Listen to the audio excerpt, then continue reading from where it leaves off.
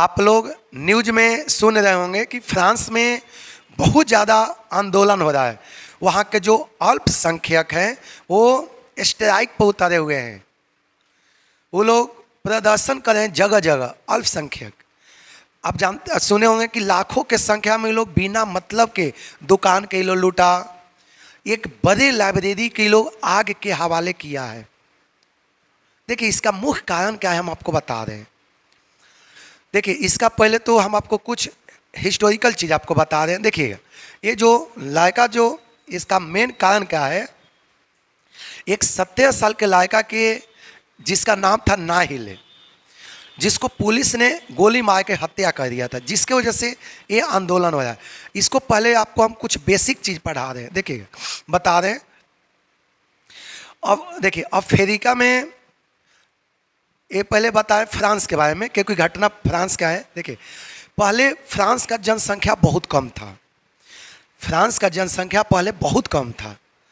अब वहाँ का फ्रांस का जो गवर्नमेंट थी, उन्होंने डिसाइड किया कि क्यों नहीं कुछ समय के लिए अलग अलग कंट्री से व्यक्ति को बुलाया जाए। कहाँ पर? फ्रांस में। देखिए आपको कुछ हम हिस्टोरिकल बात बता दे रहे हैं ताकि आपको ज़्यादा समझ में आएगा इस चीज़ को। फ्रांस में पहले बहुत कम जनसंख्या था, तो फ्रांस को विकसित करने के लिए, फ्रांस को डेवलपमेंट करने के लिए वहाँ का गवर्नमेंट डिसाइड की कि आसपास के जो कंट्री है ना, वहाँ से कुछ जनसंख्या को बुलाया जाए, वहाँ से कुछ व्यक्ति को बुलाया जाए। किस लिए? देश में डेवलपमेंट के लिए। तो वहाँ से अफ्रीका से अनेकों, बांग्लादेश से अनेकों कुछ मुस्लिम समुदाय के व्यक्ति हैं ना, उन लोग आए।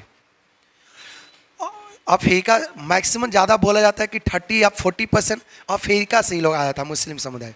वो लोग अपना खाने पीने के हर कोई जाता है, ये गलत बात नहीं। वो अपना, हम देखते हैं इंडिया के भी बहुत आदमी सऊदी अरब जाता है, अमेरिका जाता है, ब्रिटेन जाता है, वो लोग कमाने खाने के लिए जाता है। वो लोग आया, अपना कमाया खाया। वो लोग 50 साल, 100 साल, 80 साल रहा।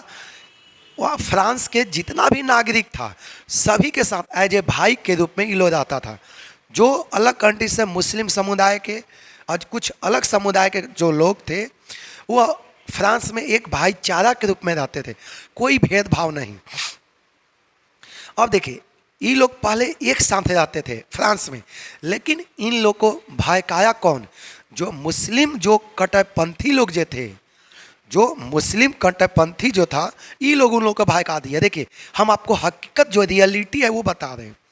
ये क्यों दंगा हुआ, इसका हम कुछ ऐतिहासिक चीज़ बता रहे हैं। पहले का रीजन बताया। देखिए जो अरब के मुल्क के जो बहुत मुस्लिम लाए ना, मुस्लिम लोग आया फ्रांस में, वो लोग अपना पार्ट टाइम जॉब करता था, नौकरी करता था, जो करता था। अब फ्रांस के सारे व्यक्ति के साथ ये लोग एक साथ मिलजुल कर एक साथ ही लोग रहता था। लेकिन इसका टेंशन किसका हो गया? जो मुस्लिम कट्टरपंथी लोग था, उनको बहुत बड़ा समस्या हुआ। उन लोग इन लोग को बोला कि देखो आप लोग मुस्लिम हैं, आप लोग टोपी पहनिए, चलिए वो धार्मिक चीज़ें पहनना चाहिए। उन लोग बोला कि नहीं, आप लोग फ्रांस में गए हैं लेकिन मुस्लिम का जो रीति रिवाज है उसको आप लोग बनाए रखिए, वहाँ पर मुस्लिम चीज़ को फैलाइए। देखिए ये लोग पहले बहुत शांति माहौल था फ्रांस में, लेकिन कट्टरपंथी के जो पॉलिटिकल जो नीति है ना, यही वहाँ पर आंदोलन का सबसे बड़ा कारण हुआ। अब पहले अफ्रीकी मूल का बहुत सारा मुस्लिम समुदाय के या इवन अदर समुदाय के आदमी जाके रहते थे वहाँ। देखिए रहते थे किस लिए? अपना पेट के लिए, अपना रोजगार के लिए। लेकिन मुस्लिम कट्टरपंथी इनको भड़का दिया।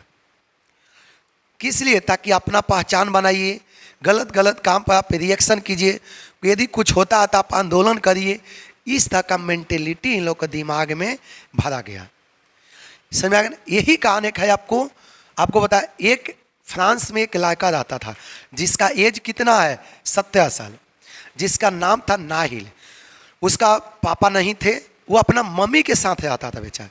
उसका पापा नहीं रहता था, उसका मम्मी जो बोली वो बता रहे। 17 साल का नाहिल का एज था, वो मम्मी के साथ रहता था। और उसका मम्मी जहाँ तक बताई कि वो पढ़ाई लिखाई में उसका मन नहीं लगता था, वो बस शायद नेटवर्किंग के कुछ काम करता था। वो पढ़ाई लिखाई में उसका मम्मी बोले थी, वो पढ़ाई लिखाई कुछ नहीं करता था, 5-6 क्लास तक पढ़ा होगा, अब पढ़ने के बाद वो नेटवर्किंग में वो लग गया। अब इसी बीच वो अपना 2 दोस्त के साथ गाड़ी में जा रहा था। जाने के बाद उस गाड़ी का जो शायद नंबर था ना, वो पोलैंड के था। गाड़ी का जो नंबर था पोलैंड का था। तो वहाँ का फ्रांस का ट्रैफिक पुलिस गाड़ी के देखी और उसके बाद वो लोग रोकने के प्रयास किया। अब देखिए रोकने के प्रयास किया तो देखिए सब कोई इंडिया समझ लेता है। इंडिया में क्या होता है कि पुलिस देखा एक्सीलेटर और दे देता है, अब भाग जाता है। अब सब समझ गया फ्रांस इंडिया जैसा फ्रांस नहीं है। फ्रांस का रूल रेगुलेशन इंडिया से कहीं बहुत टाइट है। इंडिया में क्या ट्रैफिक पुलिस का कोई नियम ही नहीं है। पुलिस में भी बहुत बार कमी है, किसी को पुलिस पकड़ती है, किसी को छोड़ती है। इंडिया में देखो बिना हेमलेट के कोई जहाँ मन के वहाँ पहुँच गया, समझा गया। ट्रैफिक सिग्नल नहीं है तभी बाइक निकाल लिया, कार निकाले। ये इंडिया है, इंडिया में कोई नियम है कानून नहीं है। तो ये इंडिया। तो देखिए लेकिन हम फ्रांस पर आते हैं। फ्रांस में तो वो जो लड़का था ना नाहिल, 2 दोस्त के भी साथ शायद था, वो पुलिस के देखकर जब पुलिस उसको रोकने के प्रयास की तो भागना शुरू किया। अब देखिए यहीं पर मेन नाहिल का गलती हुआ। जब पुलिस उसको रोकने के प्रयास की तो रोकना चाहिए। बोला जाता है कि शायद उसके पास ड्राइवरी लाइसेंस नहीं था जिसके वजह से वो नहीं रोका। तो क्या दिक्कत है, रोक जाता। सब कोई भारत से समझ लेता है कि भारत में भाग जाते हैं, क्या दूसरा कंट्री में आप तो ये भाग पाओगे नहीं ना।